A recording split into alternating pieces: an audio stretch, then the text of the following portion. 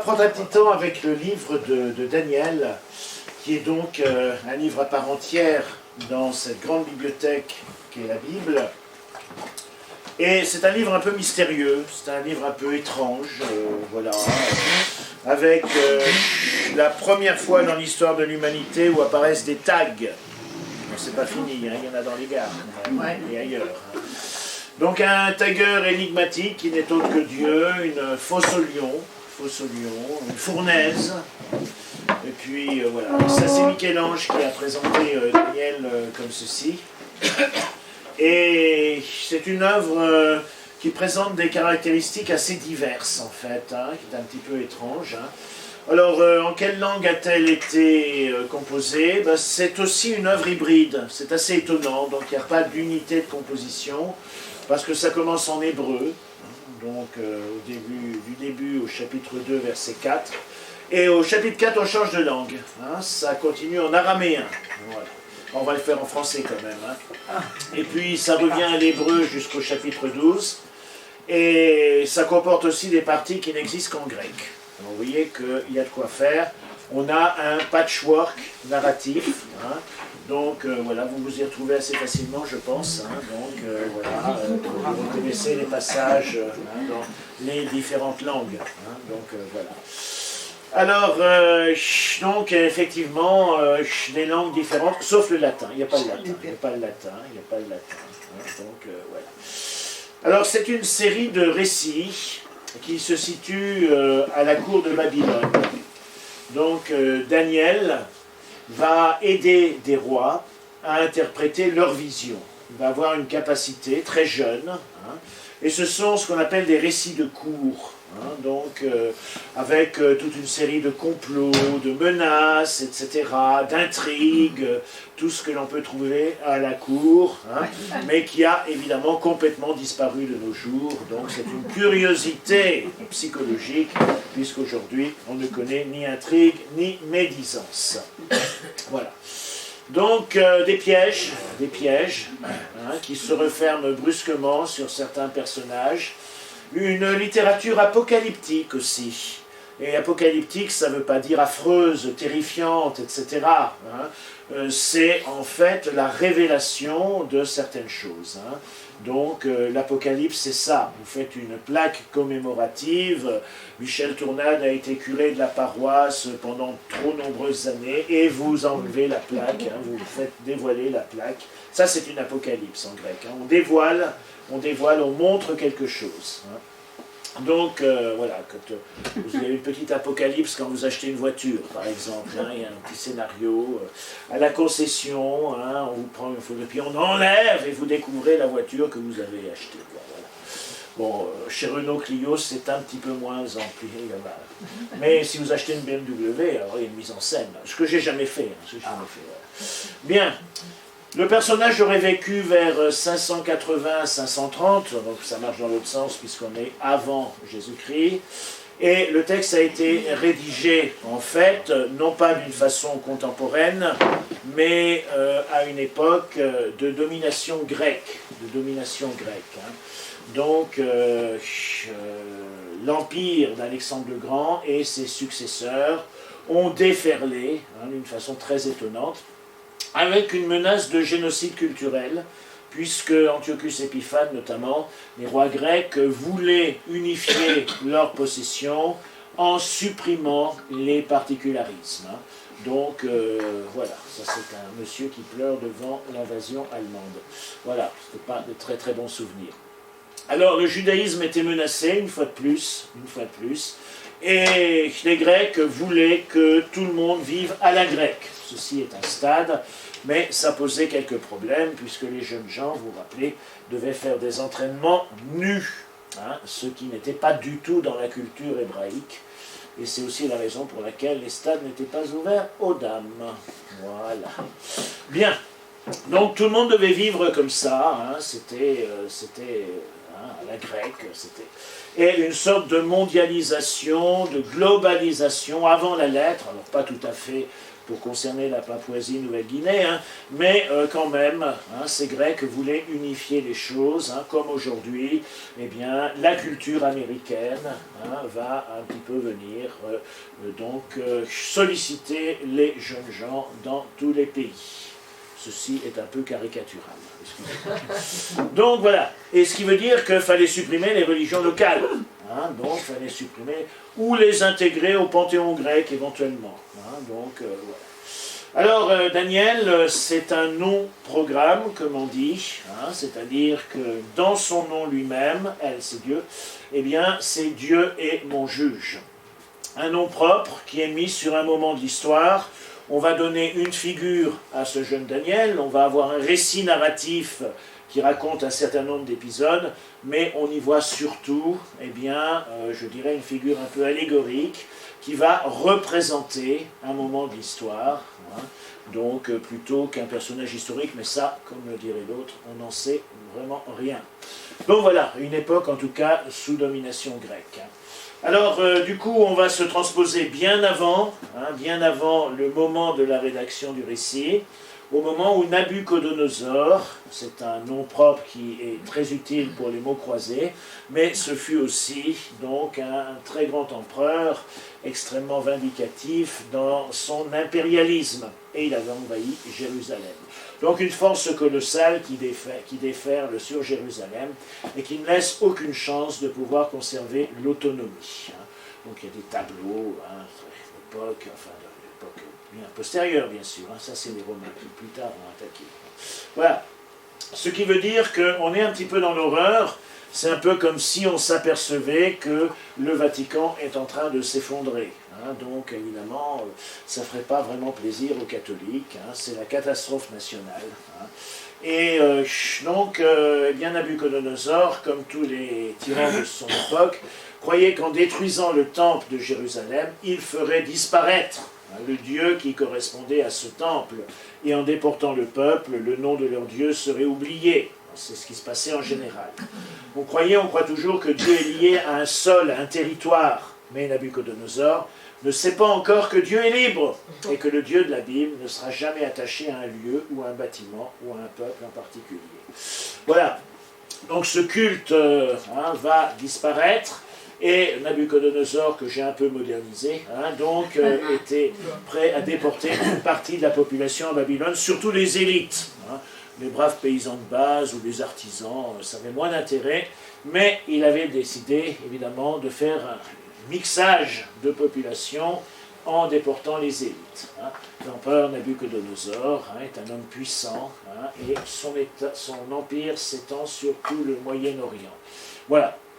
Donc, et là on va curieusement se demander si Nabuchodonosor n'est pas l'instrument de Dieu. C'est-à-dire que c'est véritablement l'intuition biblique, quand il se passe quelque chose qui peut paraître une catastrophe, de se dire c'est aussi une occasion de rencontrer Dieu, c'est aussi une occasion d'en tirer des leçons de vie, des leçons spirituelles, et finalement d'accroître notre fidélité. Est-ce que Nabuchodonosor n'est pas mandaté par Dieu ? Par la destruction du temple, l'empereur veut s'assurer de sa domination sur Israël. Donc la visibilité, le prestige, la puissance de la religion sont détruites. Donc tout ça n'existe plus. Et on pensait que la religion triomphait, c'est plus le cas. Qu'est-ce qu'on va faire si on n'a plus de bâtiments? Qu'est-ce qu'on va faire si on n'a plus de culte? Et on va être obligé de recourir à une très grande simplicité. Comme celle, par exemple, des chrétiens en Algérie, qui vivent une très grande simplicité, et aussi une qualité de communauté qui est très impressionnante. Donc, déportation massive du peuple d'Israël, et donc, dans le récit, on nous explique que le roi ordonne à l'un de ses auxiliaires, chef de ses eunuques, de faire venir quelques jeunes Israélites de race royale de famille noble, qui devaient être sans défaut corporel, de belle figure, exercés à la sagesse, instruits, intelligents, pleins de vigueur, pour se tenir à la cour du roi et apprendre l'écriture et la langue des Babyloniens. Donc voilà, on va faire venir quelques jeunes de l'élite de la nation conquise, et on va en faire des sujets. Alors ça pouvait servir d'otage éventuellement à l'époque, hein, mais pas seulement, pas seulement. Hein. Donc il faut orner la cour en mettant ce qu'il y a de plus beau, ce qu'il y a de meilleur, etc. La gastronomie doit être au rendez-vous, la cave aussi, et les jeunes qui sont au service doivent être aussi très beaux. Hein, donc il faut que tout ça soit décoratif. C'est vrai que pour un corps de ballet, on ne choisit pas forcément les danseurs les plus moches. Alors, donc l'esthétique, mais aussi l'intelligence. Ils ne sont pas juste décoratifs. On pourrait imaginer qu'ils sont jolis, mais donc on va s'attendre à ce qu'ils entrent dans la culture et qu'ils agissent avec une certaine noblesse. Hein. Le roi, la cour doivent être différents du commun des mortels. Hein. On doit avoir ce sentiment que ça doit rayonner par la beauté, par l'excellence. Et ça, c'est de tout temps. Hein. La cour doit toujours être très belle. Mais aussi l'intelligence. Hein. Sage, savant, etc. Donc pas seulement décoratif. Pas seulement décoratif. Apte à servir la haute administration, qui va, d'une certaine façon, acquérir leur fidélité, puisqu'ils vont rentrer dans cette culture, celle de leur envahisseur, évidemment, mais finalement, ils y trouveront leur avantage aussi. Hein. Donc, alors, l'ENA va être supprimée, il paraît, mais enfin, bon, voilà. Bien. Donc, l'occasion d'une promotion. Hein, une promotion. Alors, ils arrivent à la cour la plus prestigieuse de l'époque, quelques jeunes gens. Ils peuvent s'y faire une place, quoique d'origine étrangère, et leur problème sera de garder la foi. Le problème sera de garder la foi. Hein. Il y a certains pays, par exemple, où lire la Bible est interdit. Hein. Donc, il faut être très très discret quand on le fait. Hein. Donc, ça dépend des provinces, évidemment, mais enfin, il vaut mieux pas se balader avec des instruments religieux. Hein.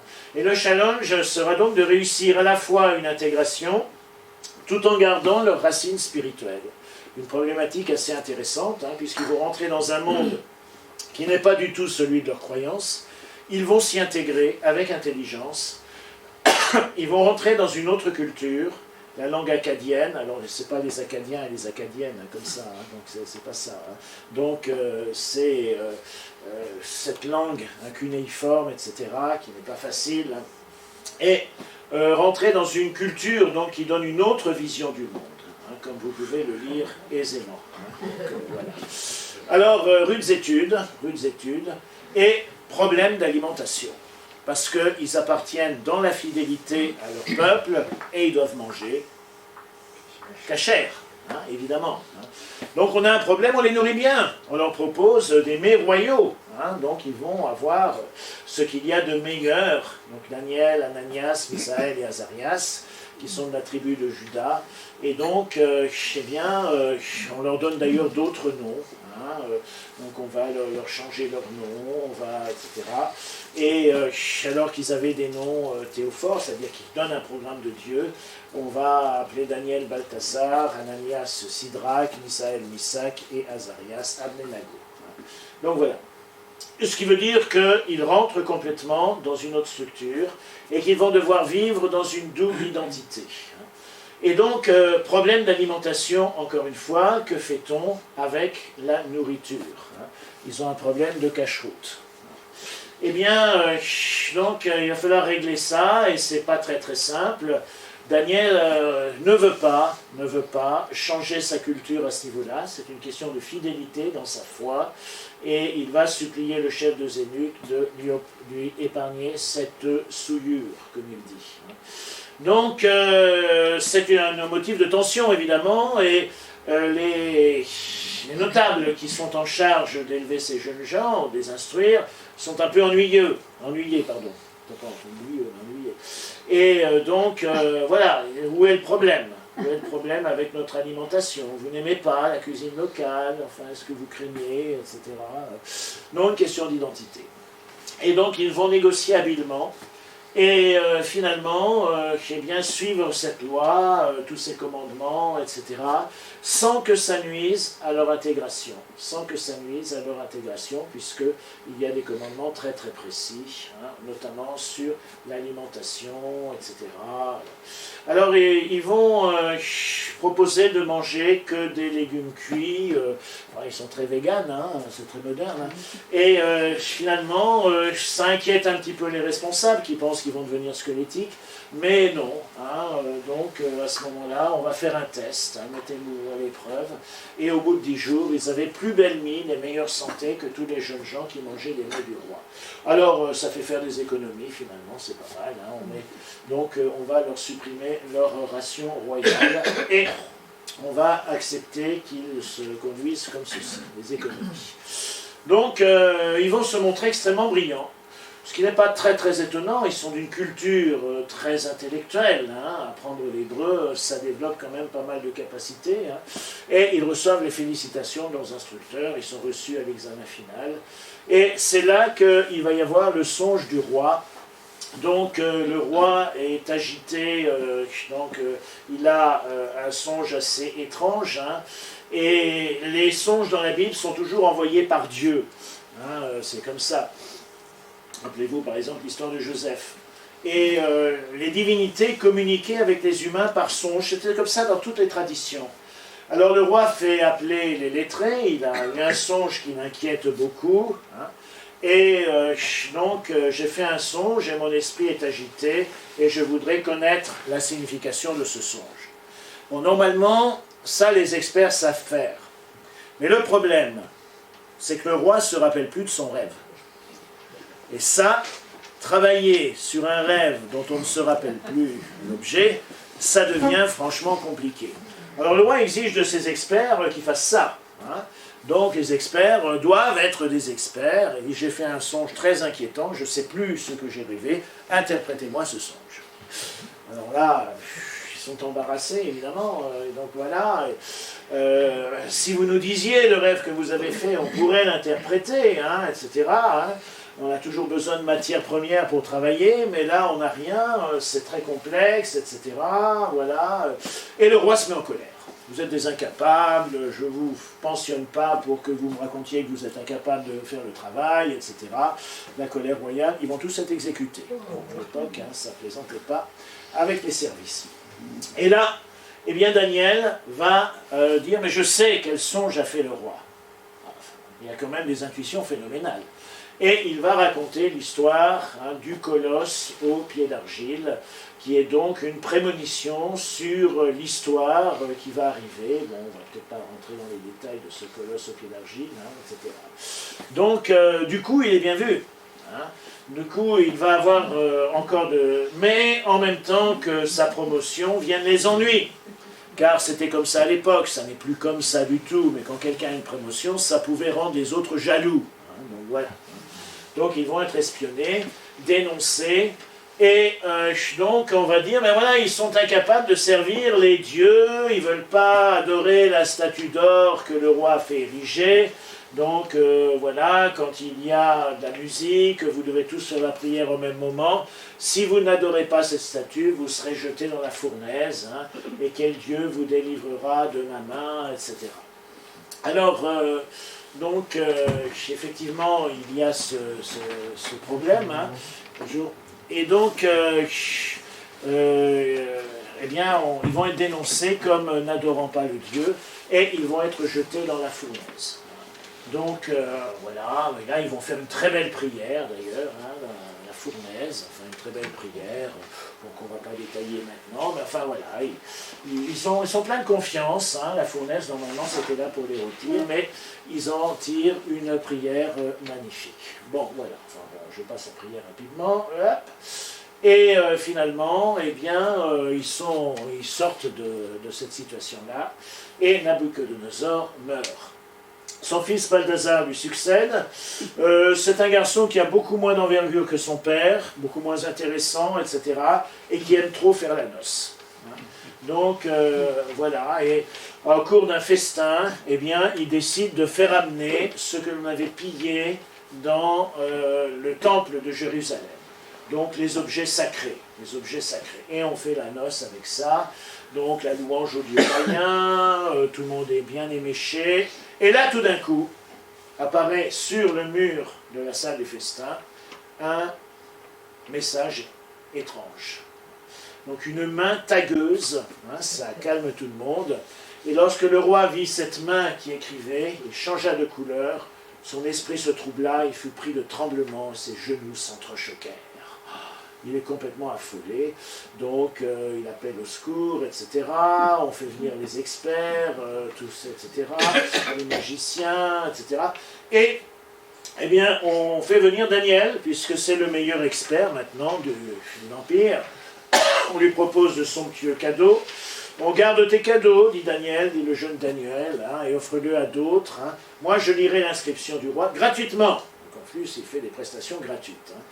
Donc, tu t'es élevé contre le Seigneur, tu t'es fait apporter les vases de son temple, vous avez bu du vin, toi et ses grands, tes épouses et tes concubines.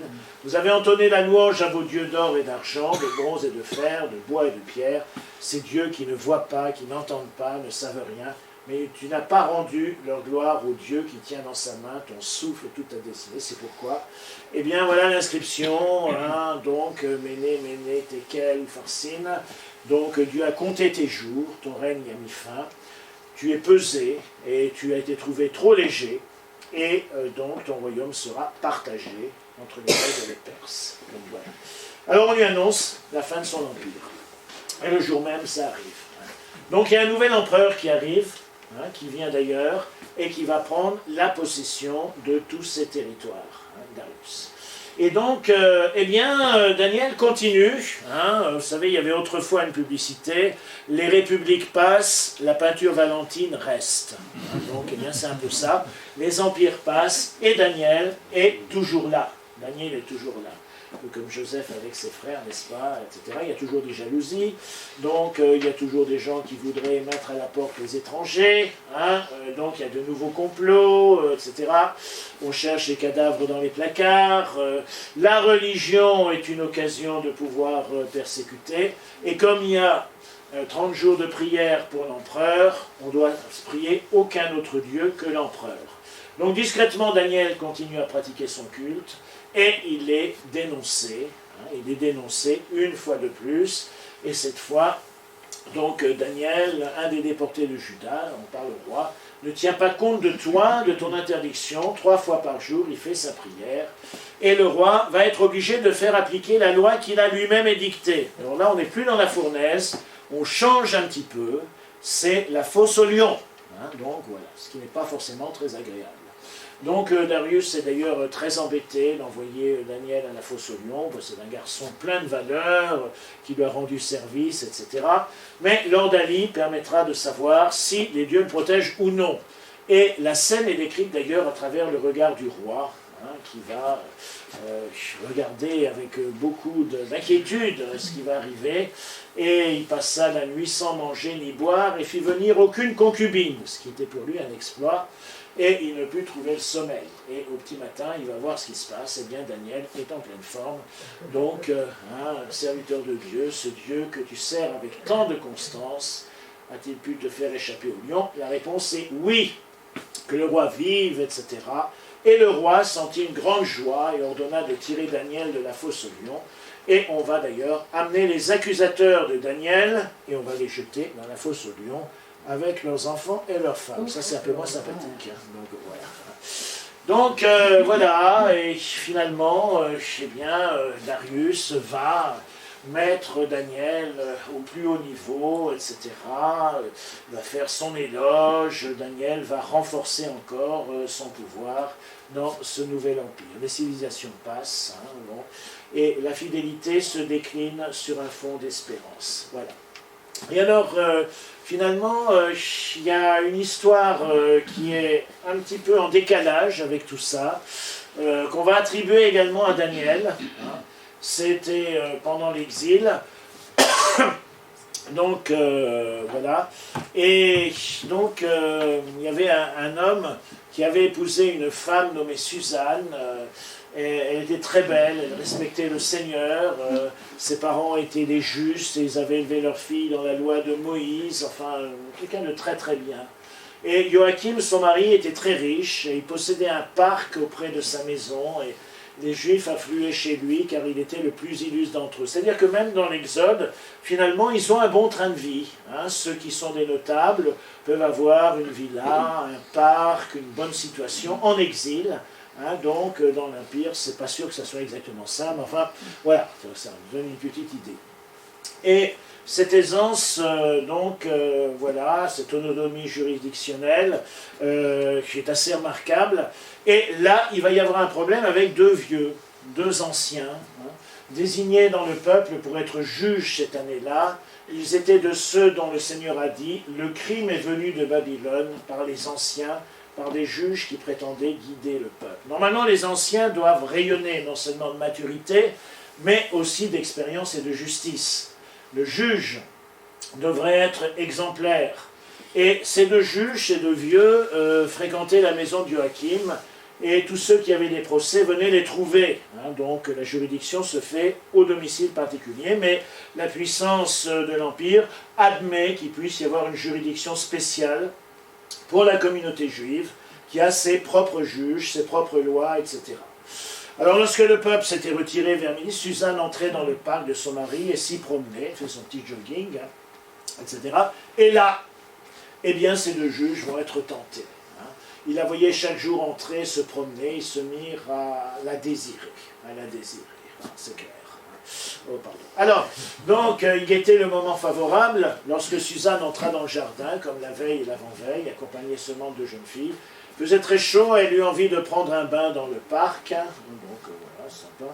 Et normalement, c'est privatif, hein, il ne devrait pas être dérangé. Il n'y avait personne en dehors des deux anciens qui s'étaient cachés et qui les pieds. C'est un petit peu ridicule, hein, ces deux qui sont cachés dans les buissons, là, bon voilà, en train de les pieds. Et Suzanne dit aux jeunes filles, apportez-moi de quoi me parfumer et me laver, puis fermez les portes du parc pour que je puisse prendre mon bain. Donc elle est très chaste, très pure, soucieuse, etc. Et dès que les jeunes filles furent sorties, les deux anciens surgirent, coururent vers Suzanne et lui dirent, les portes du parc sont fermées, on ne nous voit pas, nous te désirons, sois consentante et viens avec nous. Bon, cette histoire n'est pas forcément expliquée au catéchisme. Alors, autrement, nous porterons contre toi ce témoignage. Tu étais avec un jeune homme, hein, et c'est pour ça que tu as renvoyé les jeunes filles, etc. Alors Suzanne dit en gémissant, de tous côtés, je suis prise au piège, si je vous cède, c'est la mort pour moi. Si je refuse de céder, je n'échapperai pas à vos mains, mais je préfère tomber entre vos mains sans vous céder, plutôt que de pécher aux yeux du Seigneur. Et elle pousse un grand cri, et les deux anciens se mettent à crier également, tout le monde se met à crier, donc on va ouvrir les portes du parc, etc. Et immédiatement, les secours arrivent, enfin voilà, donc qu'est-ce qui se passe, on envoie tout le monde, voilà. Hein. Et les gens de la maison, se précipitent, vont voir ce qui arrive à Suzanne. Et quand les anciens eurent raconté leur histoire, les serviteurs furent remplis de honte, car jamais on n'avait dit pareille chose de Suzanne. Donc évidemment, hein, mais c'est les anciens qui portent témoignage. Alors on va les juger tout de suite. Alors les anciens seront juges et partis, hein, c'est affreux. Et ils sont remplis de pensées criminelles, si vous n'aviez pas encore compris, vous l'avez maintenant, et ils sont décidés à la faire mourir. Elle est évidemment très gênante. Alors, les deux anciens se levèrent au milieu du peuple et posèrent la main sur sa tête, comme pour le bouc émissaire. Tout en pleurs, elle leva les yeux vers le ciel, car son cœur était plein de confiance dans le Seigneur. Il n'y a plus que le Seigneur qui puisse faire quelque chose. Est-ce qu'il va arriver quelque chose? Est-ce que Dieu va intervenir? Mais comment? Est-ce qu'il va foudroyer ces deux affreux? Enfin, qu'est-ce qui pourrait arriver? Vous savez, dans les westerns, le sympathique héros arrive à toute vitesse, etc., ou la cavalerie américaine, etc. Donc, voilà. Eh bien, les anciens portent ce jugement très officiellement. Ce sont des juges, et on les croit. Donc, ils racontent leur histoire. C'est exactement la même qu'ils avaient menacé de raconter. Hein. Donc, elle était avec un amant, en fait, hein, et nous l'avons surprise, alors tu ne commettras pas d'adultère, et l'adultère est puni de mort. Hein, donc, voilà. Donc, ce jeune homme, on ne l'a pas trouvé, évidemment. Hein. Donc, nous avons vu tout ce qui s'est passé. Hein. Nous avons couru vers eux. Nous avons vu qu'ils étaient ensemble. Mais on n'a pas pu s'emparer du jeune. Il était plus fort que nous. On a essayé, mais enfin, il nous a échappé. Voilà. Mais par contre, elle était là. Hein. Donc, voilà. Alors, nous l'avons appréhendé et nous lui avons demandé qui était ce jeune homme. Elle ne veut pas le dire. Elle ne veut pas dire qui est ce jeune homme. Bon, eh bien, tout ça, nous sommes témoins, hein, donc c'est bien un crime, hein, donc certifié, sincère et véritable. Bon, voilà. Alors les anciens ont forcément raison, et les hommes ont toujours raison sur les femmes. N'est-ce pas? Voilà. Donc c'est mal barré. Et un magistrat ne pourrait pas mentir. Hein, voilà. Il faut une peine exemplaire. Hein, donc voilà. La loi doit s'appliquer aux riches comme aux pauvres. Hein, et l'Assemblée les crut, car c'était des anciens, le peuple des juges, et Suzanne fut condamnée à mort. Voilà. Dieu éternel, elle prie, toi qui pénètres les secrets, toi qui connais toutes choses avant qu'elles n'arrivent, tu sais qu'ils ont porté contre moi un faux témoignage, voici que je vais mourir sans avoir rien fait de tout ce que leur méchanceté a imaginé contre moi. Et le Seigneur entend sa voix, et la réponse, mais vous vous en doutez un peu, ça sera Daniel. Comme on le conduisait à la mort, Dieu éveilla l'esprit de sainteté chez un tout jeune garçon nommé Daniel. Oui, ça n'est pas forcément très cohérent avec l'histoire qui précédait. Hein. On ne sait pas très bien, il arrive comme ça, hein. Un jeune garçon nommé Daniel. Hein. Et donc, il va crier au milieu du peuple, « Moi, je suis innocent de la mort de cette femme. Je ne veux pas être complice d'une affaire comme ça. Tais-toi! T'as rien à faire, pourquoi tu dis ça, qu'est-ce que tu crois, l'affaire est claire, les gamins ça raconte n'importe quoi, c'est pas le moment, cette femme mérite la mort, c'est logique, tais-toi, etc. Vous êtes donc tous fous, fils d'Israël, sans interrogatoire, sans recherche de la vérité, vous avez condamné une fille d'Israël, revenez au tribunal, car ces gens-là ont porté contre elle un faux témoignage. Les gens sont troublés, surtout qu'il a l'air d'avoir beaucoup d'assurance, ce jeune Daniel. Alors, on va l'inviter à venir siéger, on dit ok, on va faire un complément d'enquête. Hein, tout nous propose ça, ils ne sont peut-être pas si tranquilles que ça. Hein. Et là, il va utiliser les méthodes de la police traditionnelles. Hein. Il faut séparer d'abord les gens pour voir s'ils vont raconter la même chose. Hein. Donc, et on va les interroger de nouveau. Hein. Et il va utiliser ce qu'on appelle la déstabilisation. Hein, c'est-à-dire qu'il va être agressif par rapport à ces gens qui l'interrogent, de façon à les mettre en colère. Et quand on est en colère, on fait moins attention à ce que l'on dit. On s'énerve facilement et on peut se trahir. Donc là, il entreprend le premier. Hein, tu as commis autrefois des péchés, tu condamnes les innocents, tu es très mauvais, etc. Et une fois qu'il est bien énervé, il lui pose la question, eh bien, sous quel arbre était-il? Son amant et Suzanne. Ils étaient sous quel arbre? Puisque tu as vu tout en détail, sous quel arbre? Ben, sous un sycomore. Ok? Un sycomore, ça ressemble à ça. Bien. Donc là, il en rajoute une petite couche. Hein, c'est un mensonge qui te condamne. L'ange de Dieu a reçu un ordre et il va te mettre à mort. Bien. Et donc le deuxième, il l'interroge pareil, hein, donc pareil, il le déstabilise, il lui dit des choses désagréables, et finalement, quand il est bien furieux, hein, dis-moi sous quel arbre tu les as vus se donner l'un à l'autre, sous un châtaignier. Ça ne ressemble pas, ça ressemble pas. Donc toi aussi, voilà justement un mensonge qui te condamne, l'ange du Seigneur attend l'épée à la main pour te châtier et vous faire exterminer.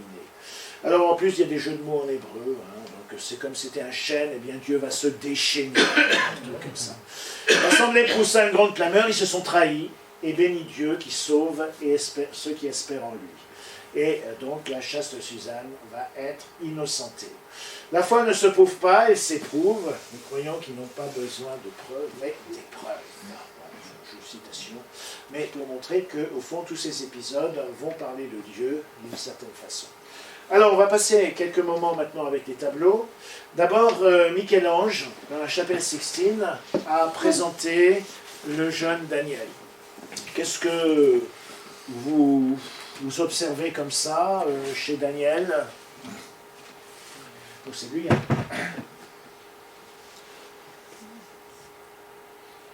Sympathique? Vous l'invitez à votre anniversaire? À votre avis, enfin, quelle posture a-t-il ici, ce jeune Daniel? Il lit à côté du livre. Ouais, c'est ça. Hein. Donc, il y a le livre qui est là, et il est en train de regarder le jugement dernier, en fait. Hein. On est à la chapelle Sixtine. Hein. Donc, il est en train de regarder les choses. Est-ce que c'est le livre des jugements qui est là, etc. L'impression quoi? Grave, sérieuse, amusée, comique? Plutôt grave, hein, plutôt grave. Avec étrangement, des personnages qui le sont beaucoup moins. hein, ici, qui ont l'air de danser, plus un petit personnage qui tient le livre, etc. Un petit personnage qui regarde par-dessus son épaule, hein, voilà. Hein. Donc, plongé dans la lecture des textes du jugement dernier, sans doute, il incarne à merveille une belle figure de penseur humaniste. Hein. Vous savez, il est jeune, mais il est déjà très réfléchi. C'est un peu ce que dit le texte biblique. Hein. Donc il est là, et c'est vraiment un peu l'image du jeune penseur humaniste. Hein. Un des assistants se trouve derrière lui, caché par un curieux voile, hein, donc ici, alors que le deuxième joue le rôle de cariatide, soutenant le grand livre ouvert. Une note de joie, de sensualité est introduite par les personnages soutenant l'entablement qui exécutent une danse effrénée, rompant avec l'ambiance méditative qui domine la scène. Donc on a à la fois du sérieux, quelque chose d'assez joyeux, même très joyeux, hein, puisque là on n'imagine pas qu'en regardant le jugement dernier, on soit en train de faire la lambada comme ça. Enfin, voilà. Bien, alors ici Rembrandt. On va passer un petit peu de temps avec ce tableau de Rembrandt qui présente effectivement l'empereur regardant le message qui est donné.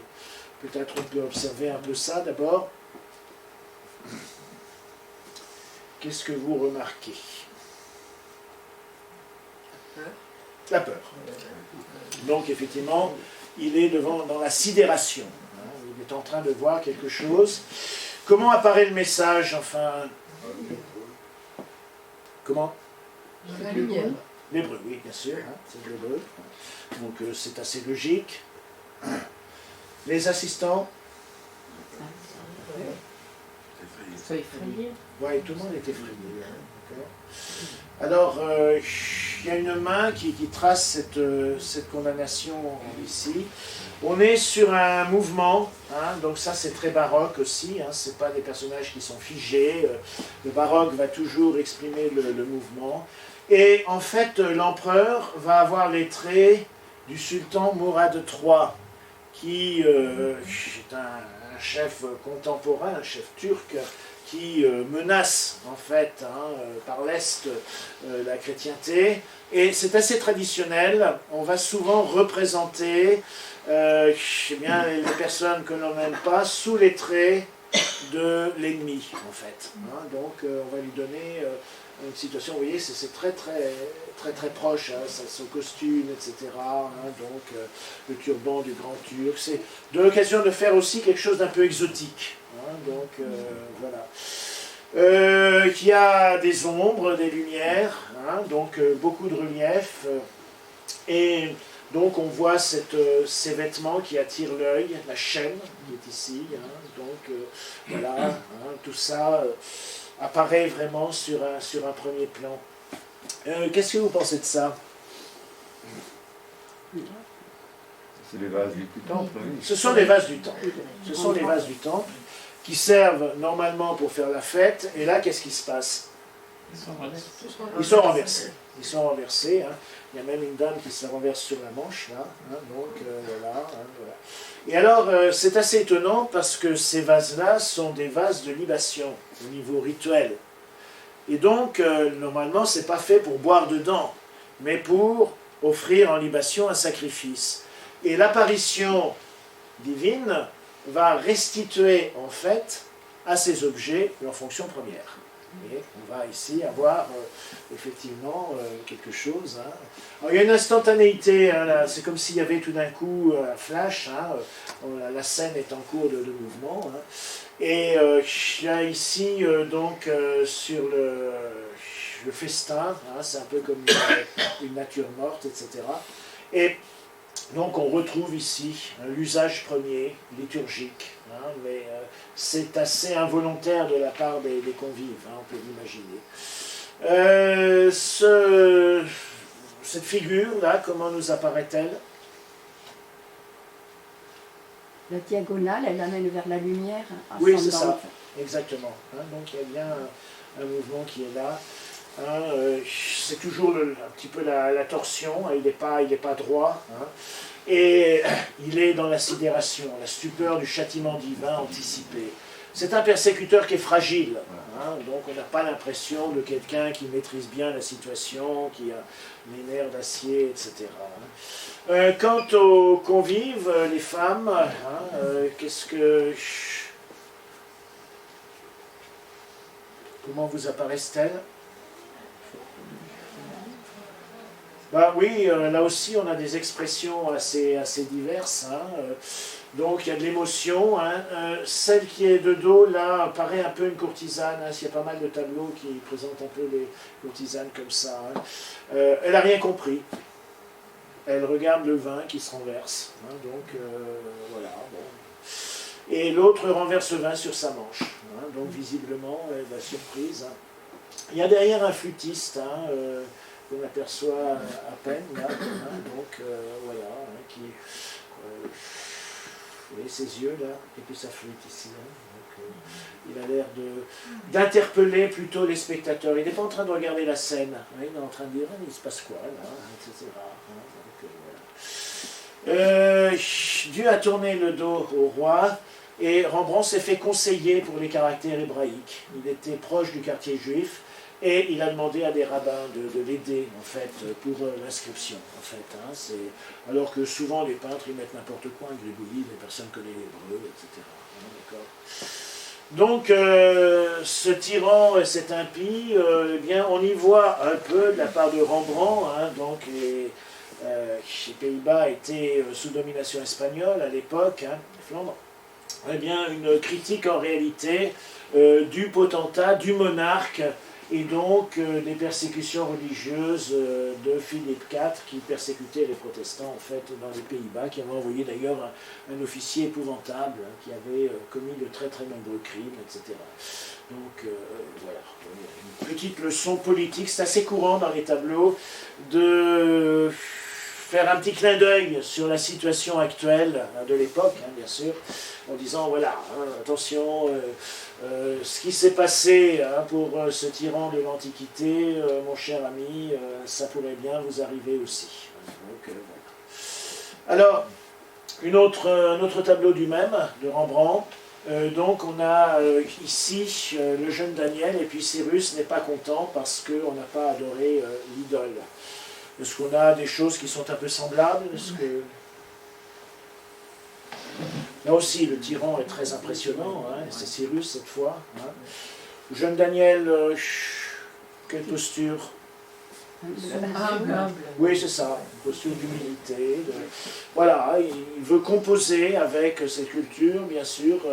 Il est censé adorer cette idole qui est complètement dans l'ombre, hein, donc c'est pas un vrai Dieu, etc. Mais en même temps, il n'est pas dans la rébellion, il veut véritablement bien vivre ce paradoxe de vivre intégralement sa foi dans un monde qui en est complètement dépourvu.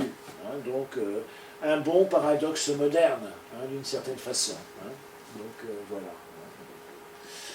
Intéressant aussi, les deux profils. Bon, Rembrandt, sur Daniel, alors il y a plusieurs tableaux de la fosse au lion. Hein, donc, une esquisse ici. Le personnage paraît dans la confiance, non? Je ne sais pas. Parce que, voilà. Ça va être l'occasion de faire des lions, c'est assez intéressant aussi. Donc, voilà. Donc, celui-ci est très connu, là, c'est de Rubens. Il paraît que ce sont des lions de l'Atlas qui ont disparu aujourd'hui, la biodiversité se réduisant, mais ils étaient au zoo de Bruxelles, il a été voir à quoi ça pouvait ressembler. Là, ce qui nous paraît dans l'apaisement le plus total, enfin, comment vous le voyez? Oui, c'est vers le ciel, enfin, c'est vraiment la confiance en Dieu. Hein, bon, autour, les animaux n'ont pas l'air très très sympathiques, mais par ailleurs, ils ne sont pas agressifs à son égard. Hein, donc, ils montrent ce qui pourrait arriver, mais non, ils sont, voilà, assez tranquilles. Et Daniel prie. Daniel est vraiment dans la confiance, dans sa jeunesse ardente, et il prie vers le ciel. Hein, donc, voilà. Bon, là, c'est plutôt un côté, je ne sais plus qui c'est celui-là, j'aurais dû le noter. Donc, ça fait un peu dompteur de cycle, hein, mais enfin, voilà. Les mains derrière le dos. Il n'est pas en situation de défense, enfin, même si les lions ont l'air un peu plus agressifs. Hein, donc, Alors, ici, Bruegel, c'est assez intéressant aussi parce que on a deux étages. On a ici un Daniel qui prie tranquillement, les lions ont l'air très gentils, hein, ça a l'air avec des gros chats bien sympathiques. Et là, c'est intéressant, il y a toute cette foule qui observe. Hein. Donc il y a toute la cité qui est derrière, hein, donc le roi observe les choses, mais il y a une multitude de gens qui sont témoins du signe qui est donné par la foi de Daniel. Au fond, on essaye de supprimer Daniel, mais finalement, eh bien, on n'y arrive pas. Dieu fait justice au jeune Daniel. Le colosse au pied d'argile de Goya, ça c'est une œuvre très très politique, puisque c'est une façon de dénoncer, pour Goya, l'invasion française en Espagne. Le colosse au pied d'argile, ça c'est les Français qui arrivent. On peut récupérer pas mal les thématiques bibliques. Donc Chagall, j'ai moins trouvé l'interprétation.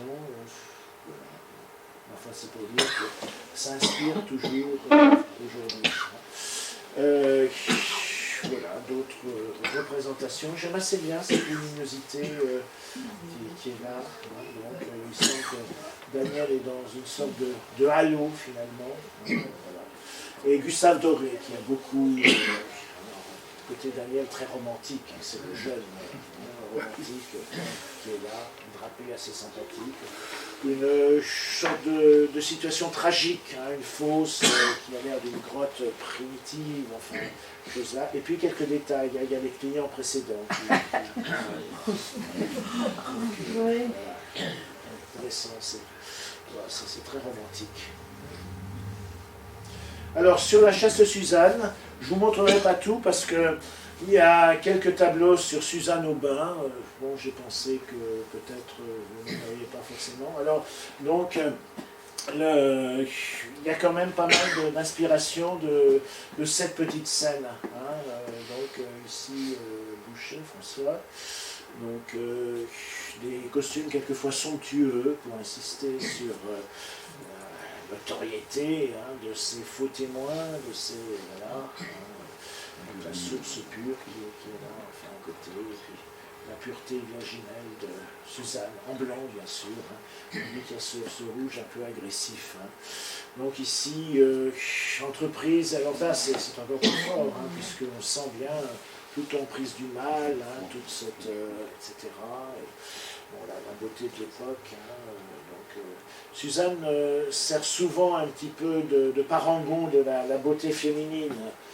Donc, quelquefois, il y a des tableaux qui s'appelaient les grâces. On ne sait pas très bien comment écrire grâce à l'époque. Hein, mais des rondeurs pleines de charme, etc. Là aussi, hein, donc, on sort de son bain. Et, les hommes sont extraordinairement dominateurs ici. Hein, donc, il y a quelque chose de très violent dans ce face-à-face. Enfin, les visages qui devraient être ceux de la sagesse et du prestige et qui en fait expriment ici la concupiscence. Hein. Donc voilà, toujours ce rouge, hein, très, très agressif, etc. Donc voilà, Suzanne et les vieillards.